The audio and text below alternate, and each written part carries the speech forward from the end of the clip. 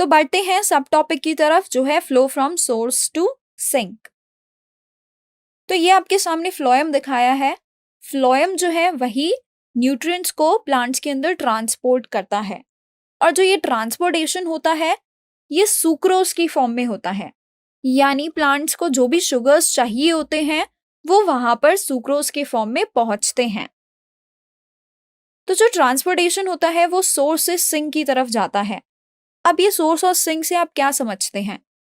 Source का मतलब होता है जो किसी चीज को प्रोवाइड करता है, यानी जो भी शुगर यहां से मिलेगा उसे हम कहेंगे सोर्स, और जहां पर भी इस शुगर की या फिर इस सुक्रोज की रिक्वायरमेंट होगी उसे हम कहेंगे सिंक। तो ये जो मूवमेंट है वो ऐसे ही रहता है सोर्स से सिंक की तरफ। सोर्स की जो हम बात कर रहे थे, तो ज्यादातर जो सोर्स रहता है वो लीफ ही होता है। इनफैक्ट जो लीफ है वही मेन सोर्स रहता है प्लांट्स के अंदर, क्योंकि लीव्स जो हैं वो अपना खाना खुद बनाती हैं। जैसे कि आप जानते ही होंगे फोटोसिंथेसिस में क्या होता है कि जो लीव्स होती हैं वो कुछ रॉ मटेरियल्स को यूज करती हैं और फिर उसके बाद अपना खाना बनाती हैं। और ये जो यहाँ पर फूड प्रोड्यूस होता है वो ग्लूकोज की फॉर्म में होता है, और फिर उसको सुक्रोज में कन्वर्ट किया जाता है, जिसको पूरे के पूरे प्लांट पार्ट्स में जहाँ पर भी इन न्यूट्रिएंट्स की रिक्वायरमेंट होती है या इस शुगर की रिक्वायरमेंट होती है वहां पर इसे पहुंचाया जाता है। अब अगर हम रिक्वायरमेंट की बात करें तो कौन से प्लांट पार्ट्स में सबसे ज्यादा रिक्वायरमेंट रहती है? वो होते हैं young leaves, developing flowers, fruits और नट्स, और साथ ही रूट्स को भी न्यूट्रिएंट्स की जरूरत होती है।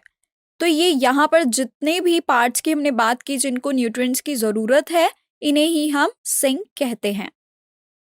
यहाँ पर एक ध्यान देने वाली बात है, ये जो सोर्स और सिंक की हमने बात की है ये मौसम के हिसाब से और प्लांट्स की जो भी नीड होती है उसके हिसाब से ये चेंज भी हो सकते हैं।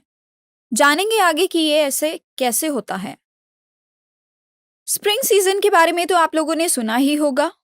स्प्रिंग सीजन के अंदर क्या होता है, वहां पर बहुत सारे पेड़ उगते हैं, नए नए फूल आते हैं, कलियां खिलती हैं और साथ ही नई पत्तियां भी आती हैं। तो ये सीजन ऐसा होता है जहां पर कलियों को और इन नई लीव्स को बहुत सारे न्यूट्रिएंट्स की रिक्वायरमेंट होती है, क्योंकि उसी समय पे ये ग्रो करते हैं। तो यही जो हम अभी बात कर रहे थे कि सोर्स और सिंक जो है वो इंटरचेंज हो जाते हैं, यानी आपस में वो बदल भी जाते हैं, वो इस सीजन में देखने को मिलता है।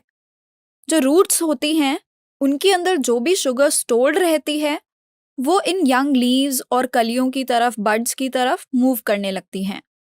तो अभी तक हमने ये देखा कि फ्लोएम के अंदर जो भी न्यूट्रिएंट्स का मूवमेंट होता है वो लीव से अदर पार्ट्स की तरफ होता है, यानी नीचे की तरफ, और साथ ही यहाँ पर सोर्स और सिंक के जो लोकेशंस हैं वो चेंज भी हो जाते हैं, यानी कि कभी कभी वहां पर ट्रांसपोर्टेशन रूट से लीव्स या ऊपर की तरफ भी होता है। तो इसलिए हम ये कह सकते हैं कि फ्लोएम के अंदर जो भी ट्रांसपोर्टेशन होता है न्यूट्रिएंट्स का वो बाय डायरेक्शनल होता है, यानी दोनों तरफ। लेकिन अगर हम बात करें जाइलम की तो वहां पर जो ट्रांसपोर्टेशन रहता है वो केवल ऊपर की तरफ होता है, क्योंकि हमेशा ट्रांसपिरेशन लीव से होगा और जो भी सक्शन पुल वहां पे क्रिएट होता है उसकी वजह से पानी के मॉलिक्यूल्स जो हैं वो ऊपर की तरफ ही खिंचकर आएंगे। तो इसीलिए जाइलम में हमेशा ही ऊपर की तरफ यानी एक ही डायरेक्शन में ट्रांसपोर्टेशन देखा जाता है, और इसे हम कहते हैं यूनिडायरेक्शनल ट्रांसपोर्टेशन।